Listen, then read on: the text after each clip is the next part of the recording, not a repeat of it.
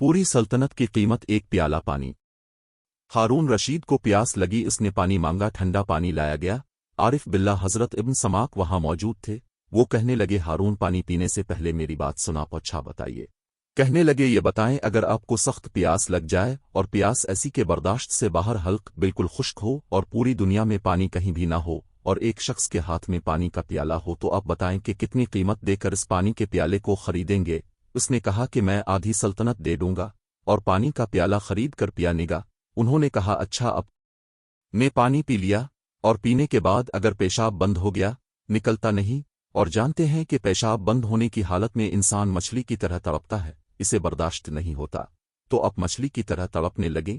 ادھر ایک طبیب جس کے پاس ایسی دوا ہے جس سے پیشاب ہو جائے، تو اب بتائے اس طبیب کو کتنی قیمت دیگر وہ دوا خریدیں گے؟ اس نے کہا آدمی سلطنت دے کر خرید ونگا۔ انہوں نے کہا کہ اس سے معلوم ہوا کہ اب کی یہ پوری سلطنت کی قیمت پانی کا ایک پیالہ پینے اور پھر اسے جسم سے نکالنے کے برابر ہے، جبکہ تو نے تو زندگی میں ہزاروں پیالے پانی پیا ہوگا، تو تم نے اللہ پاک کی کتنی نعمت استعمال کی ہوگی، بتلاؤ اس کی قیمت کیا ہوگی؟